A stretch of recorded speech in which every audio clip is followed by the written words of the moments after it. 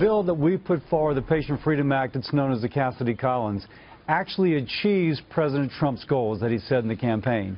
And those goals were to make sure people had coverage, care for those with pre-existing conditions without mandates, and to lower premiums. Now, if the House bill doesn't accomplish that, we don't have a score yet. I'll continue to push the Patient Freedom Act, the Cassidy-Collins plan, because it does achieve the president's goals. That was Republican Senator Bill Cassidy of Louisiana.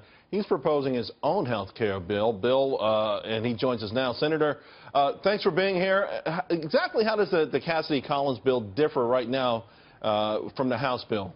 I think it's safe to say that the House bill was set up to aid tax reform. That's widely acknowledged.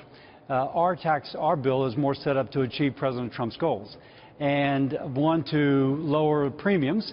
That's a huge thing for middle America, and at the same time achieve what I call the Jimmy Kimmel test, which is that if somebody has a pre-existing condition, would she have the coverage for herself or her family member that would allow her to get the care she needs? Lower premiums, but again, Jimmy Kimmel test, can you provide access to the care that's needed? We can do that.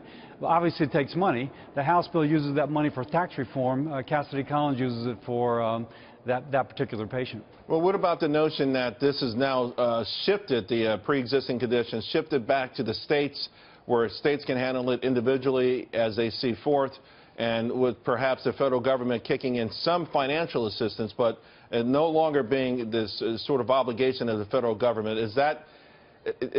Are you concerned about that, and the states maybe not living up to pre-existing conditions?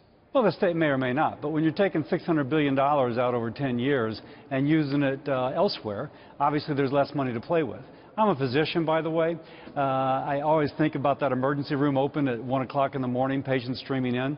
The patients are going to get taken care of. When Congress passed the Emergency Medical Treatment and Labor Act way back when, it established that people could go to the ER and get anything they wanted. So the question is, who pays for it? Do we want small business to pay for it with rising premiums? Or does the federal government say, listen, we obligated the hospitals and the states to take this on, so we're going to help them take it on?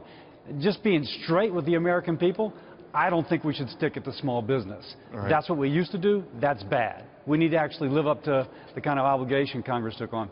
Senator, thank you very, very much. Really appreciate it. Thank you.